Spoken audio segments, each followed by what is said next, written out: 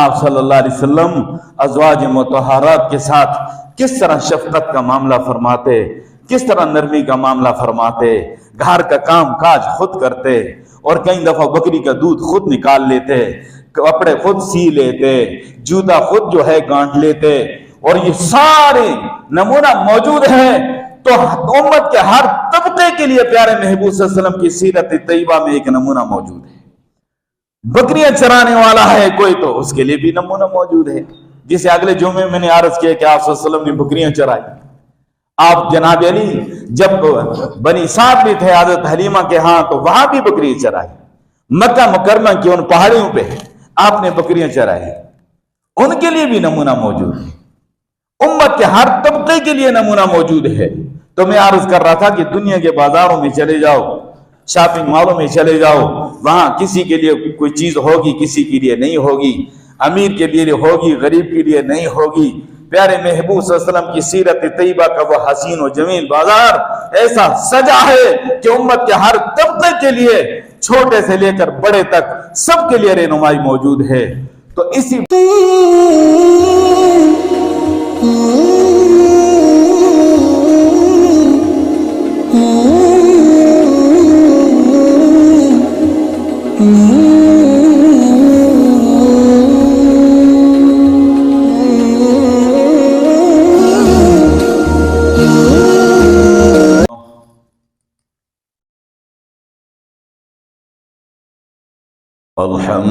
अल्हम्दुलिल्लाहि वकफ़ा वस्सलातु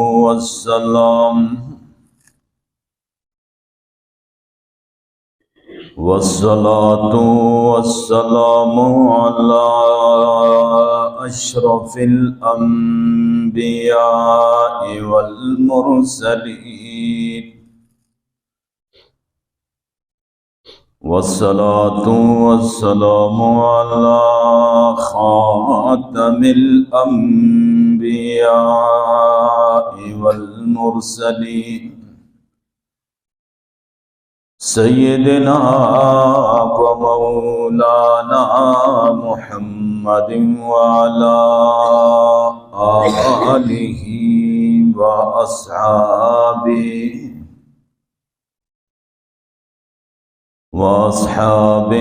त्वय्यिबीन त्वाहिरीन।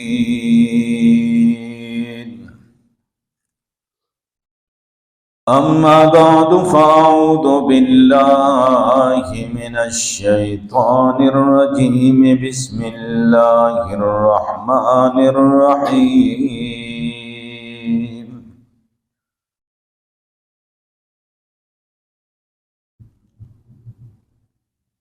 लिइलाफ़ि क़ुरैशिन इलाफ़िहिम रिह्लतश शिता'i वस्सैफ़ फ़लयअबुदू रब्ब हाज़ल बैत अल्लज़ी अत'अमहुम मिन जू'इन व आमनहुम मिन खौफ। वक़ाल नबी सल्लल्लाहु अलैहि वसल्लम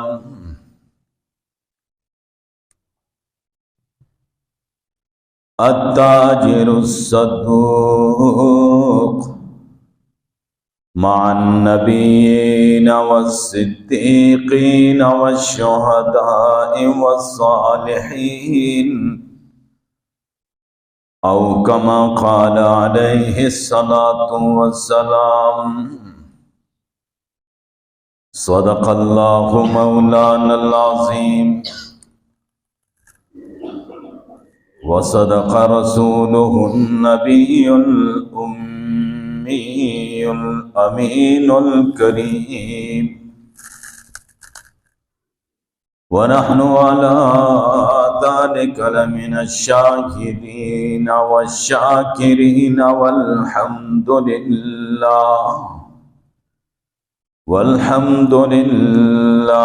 रब्बिल आलमीन। ان اللہ وملائکتہ یصلون علی النبی یا ایہا الذین آمنوا صلوا علیہ وسلموا تسلیما۔ سب حضرات پیار محبت سے درود شریف پڑھ لیں۔ اللہم صلی علی محمد وعلی آل محمد کما صلیت علی ابراہیم وعلی آل ابراہیم انک حمید مجید۔ اللہم بارک علی محمد وعلی آل محمد کما بارکت علی ابراہیم وعلی آل ابراہیم انک حمید مجید۔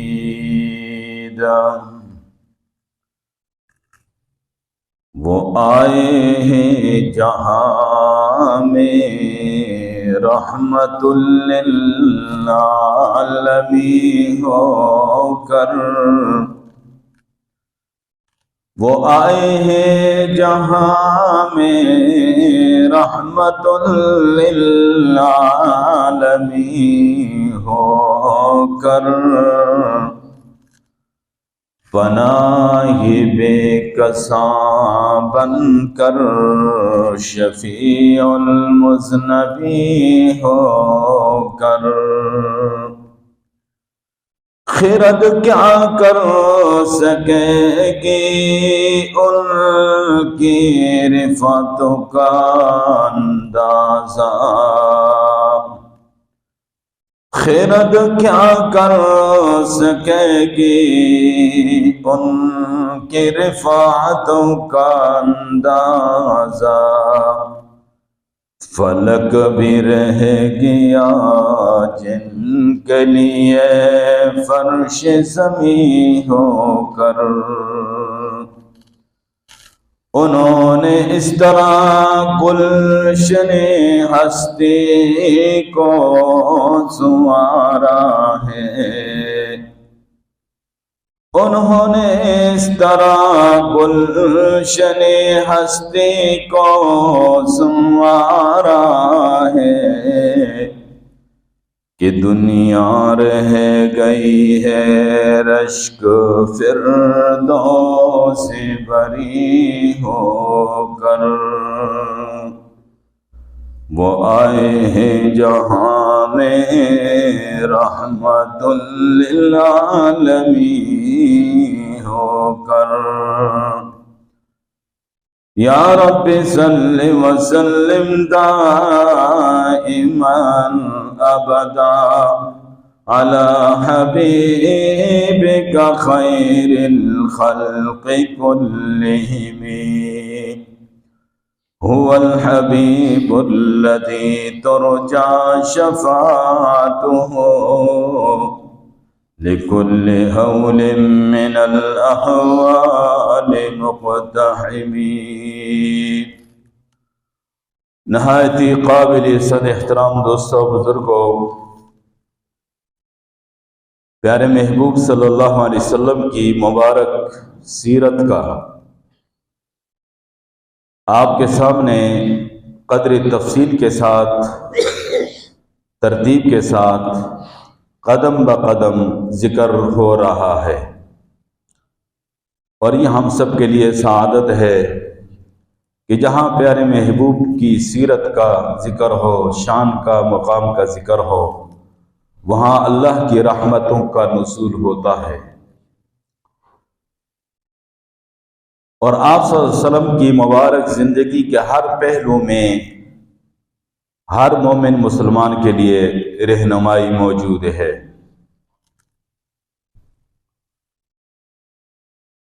آپ دنیا کے کسی بھی بازار میں چلے جائیں، کسی بھی مارکیٹ میں چلے جائیں، تو وہاں بعض لوگوں کو ان کی ضروریات کی چیز مل جائے گی، بعض کو نہیں ملے گی، اور یہاں تک کہ جو سرمایہ دار مالدار لوگ ہوں گے ان کی ضروریات کی چیز وہ حاصل کر لیں گے، جو غریب ہوں گے، مفلس ہوں گے، وہ اپنی ضروریاتی زندگی کی چیز حاصل نہیں کر سکیں گے۔ دنیا کے ہر بازار میں ایسے ایک پیارے محبوب صلی اللہ علیہ وسلم کی سیرت طیبہ کا وہ حسین بازار ہے جس میں امت کے ہر طبقے کی ضرورت کی چیز موجود ہے اور امت کے ہر طبقے کی رہنمائی موجود ہے۔ اگر کوئی یتیم ہے تو وہ حضرت عبداللہ کے در یتیم کو دیکھ لیں اور اس کے بچپن کو دیکھ لیں کہ آپ ابھی اپنے بچپنے میں ہیں اور آپ کی رضاعت کا زمانہ ہے، اس وقت بھی اپنے رضائی بھائی عبداللہ ابن حارث کا حق نہیں مارا اور حق نہیں لیا۔ حضرت حلیمہ فرماتی ہیں کہ جب میں دائیں طرف کی چھاتی پہ آپ کو ڈالتی تو آپ دودھ لے لیتے، لیکن جب بائیں جانب میں ڈالتی تو نہیں لیتے۔ وہ ان کے رضائی بھائی کا حق تھا۔ اس وقت سے ہی یہ عدل اور انصاف کا درس دیا۔ تو معصوم بچوں کے لیے رہنمائی، یتیموں کے لیے رہنمائی، نوجوانوں کے لیے رہنمائی۔ جو نوجوان ہیں وہ پیارے محبوب صلی اللہ علیہ وسلم کے حسن اخلاق کو دیکھیں اور ان کے اس عظیم کردار کو دیکھیں، ان کے اس کریکٹر کو دیکھیں۔ ادھر سے ان کے حسن و جمال کا چرچا پوری دنیا میں ہے، شہرا پورے مکے میں ہے، ان جیسا حسین و جمیل کوئی نہیں ہے، لیکن ان کی جوانی اتنی پاکیزہ ہے کہ کوئی اس پہ انگلی نہیں اٹھا سکتا۔ نوجوانوں کے لیے بھی نمونہ موجود ہے، اور کوئی مظلوم ہیں تو مظلوموں کے لیے بھی نمونہ موجود ہے۔ بالخصوص طائف کی اس وادی میں آپ صلی اللہ علیہ وسلم ایک مظلوم کی حیثیت سے ہیں۔ اللہ کا پیغام پہنچانے کے لیے، حق بات لوگوں تک پہنچانے کے لیے آپ تشریف لے گئے، لیکن ان لوگوں نے جب آپ صلی اللہ علیہ وسلم کو ستایا اور آپ پہ ظلم کیا، یہاں تک کہ آپ کا جسم مبارک زخمی ہو کر آپ کا مبارک خون بہتے ہوئے جوتوں تک پہنچ گیا، لیکن ان کے لیے پھر بھی ہدایت کی دعا کی ہے۔ عذاب کا فرشتہ آ جاتا ہے اور آ کر کہتا ہے کہ میری ڈیوٹی پہاڑوں پہ اللہ نے لگائی ہے، میں ملک الجبال ہوں۔ آپ کہیں گے تو طائف کی ان دونوں پہاڑیوں کو آپس میں ٹکرا دیا جائے گا اور ان کو کچل دیا جائے گا۔ فرمایا نہیں، اللہ نے مجھے رحمت بنا کر بھیجا ہے، زحمت بنا کر نہیں بھیجا ہے۔ اس کا آپ تصور بھی نہیں کر سکتے۔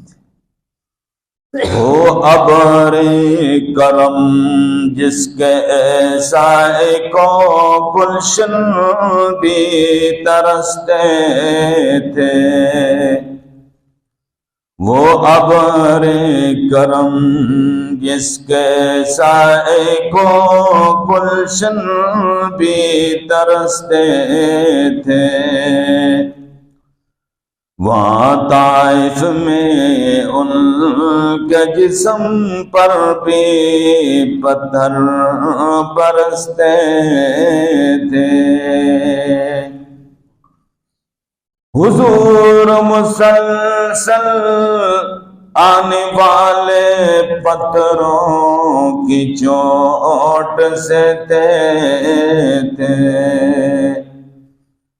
لیکن آقا پھر بھی ان کو ہدایت کی دعا دیتے تھے۔ اللہم اہد قومی فإنہم لا یعلمون، اے اللہ میری اس قوم کو ہدایت عطا فرما، یہ مجھے نہیں جانتے۔ الہی تو کرم فرما کوثر طائف کے مکینوں پر،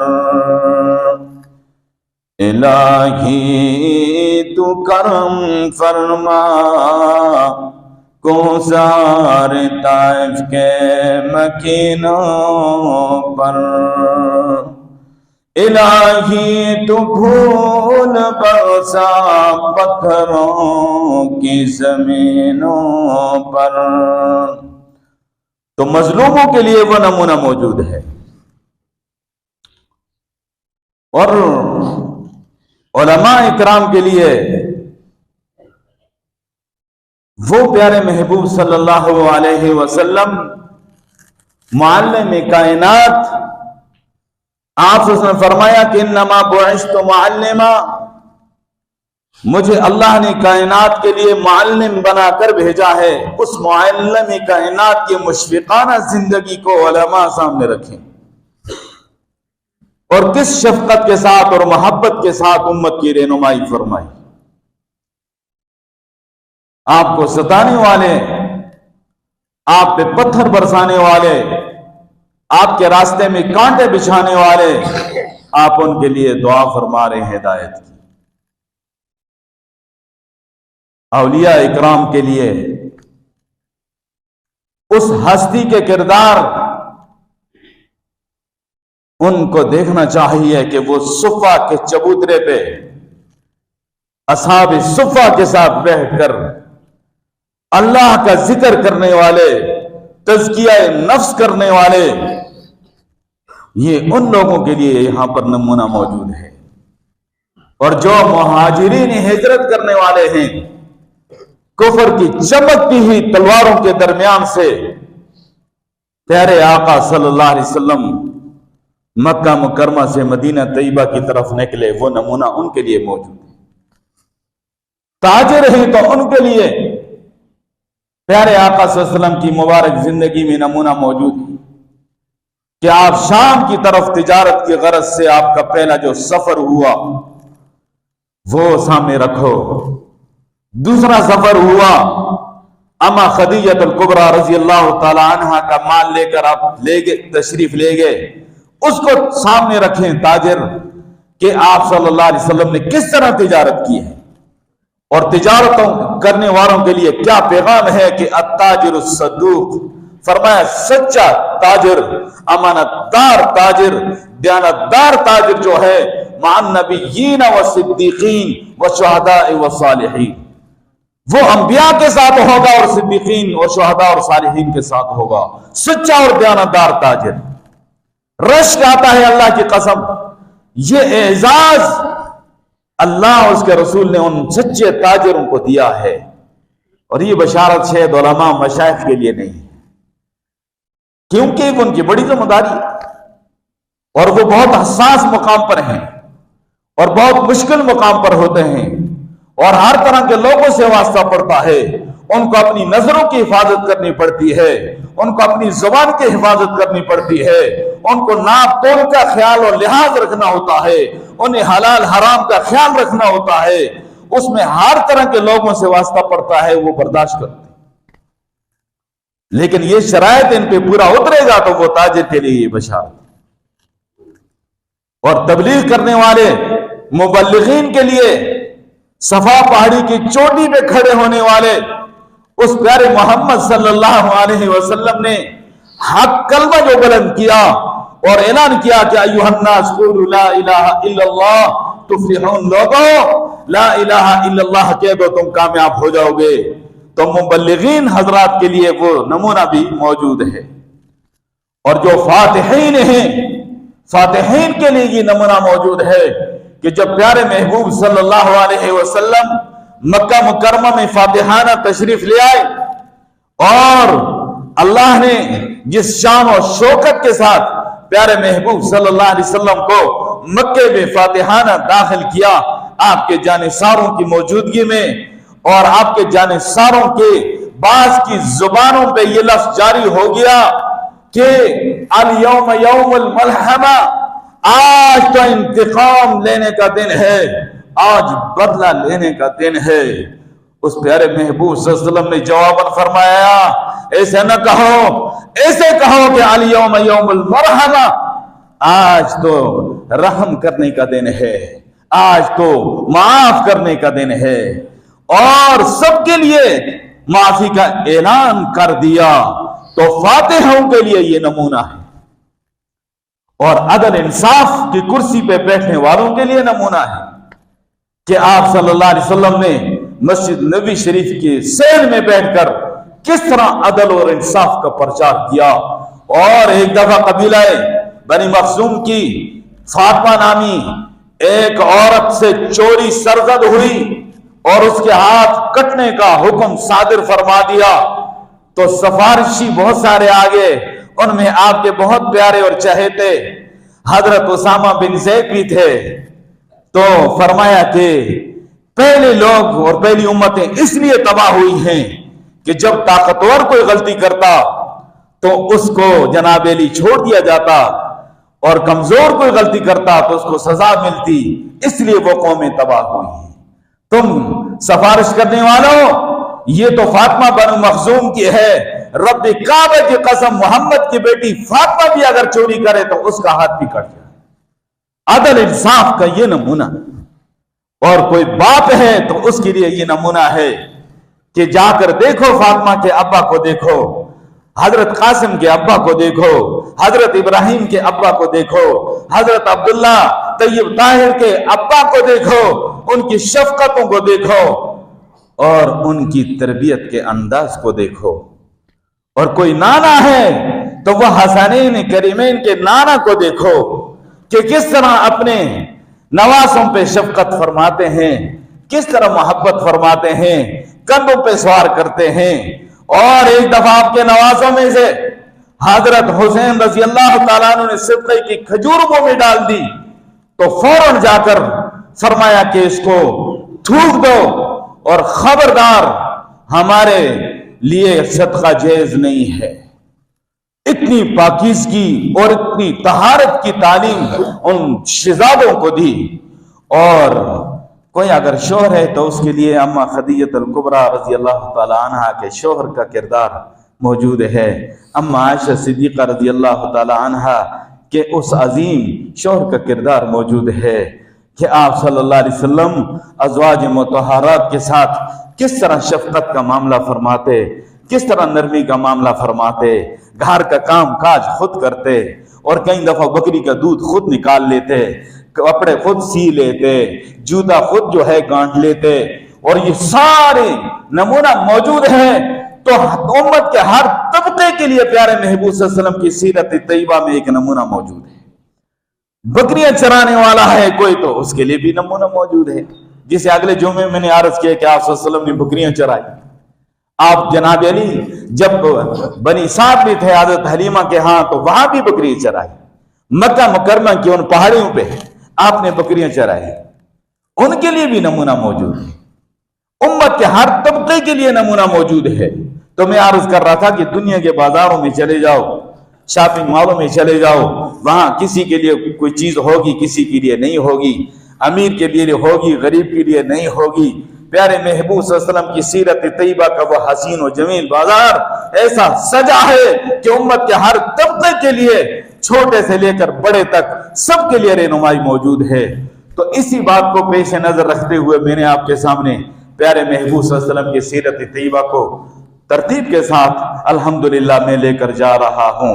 اور گزشتہ جمعے میں اس بات کا میں نے آپ کے سامنے بھی ذکر کیا کہ آپ اپنے چاچا کے آغوشی تربیت میں ہیں، اور کس طرح چاچی کا احترام ہے، کس طرح چاچے کا احترام ہے، اپنے رشتہ داروں کے حقوق کا کس طرح خیال رکھتے ہیں، چھوٹے بڑوں کے حقوق کا کس طرح خیال رکھتے ہیں.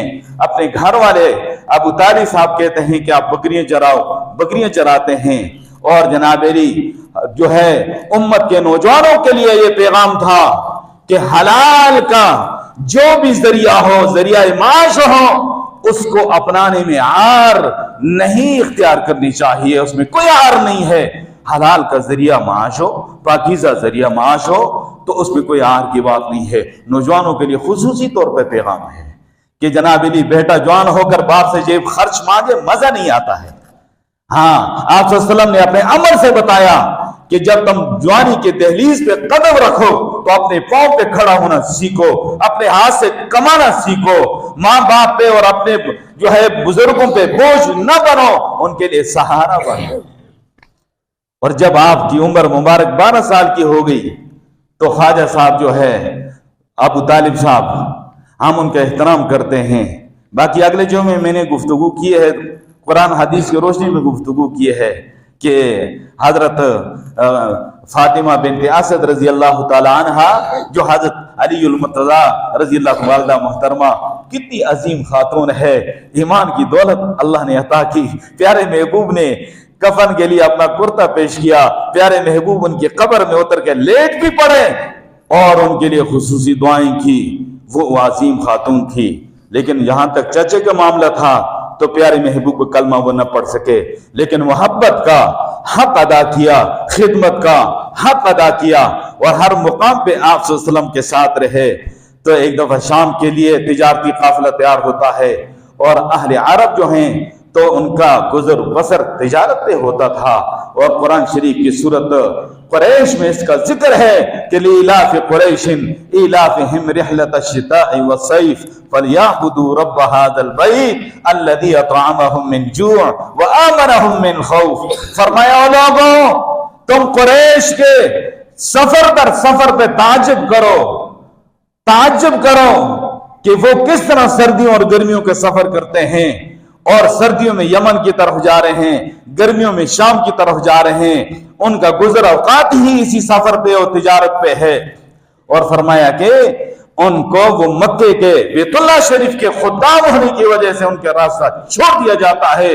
چور ڈاکو لٹیرے ان کا راستہ چھوڑ دیتے ہیں، دنیا ان کا احترام کرتی ہے. فرمایا کہ فَلْيَعْبُدُوا رَبَّ هَذَا الْبَيْتِ، ان کو بھی چاہیے کہ اپنے پروردگار کے اس گھر کی عبادت کریں. الذی اطعمہم من جوع، جس نے بھوک میں کھانا کھلایا، وآمنہم من خوف، اور خوف میں امن عطا کیا. تو یہ گویا کہ ان کا زندگی کا ایک ان کی روٹین تھی اور ان کی تجارت پہ ہی گزر اوقات ہوتا تھا.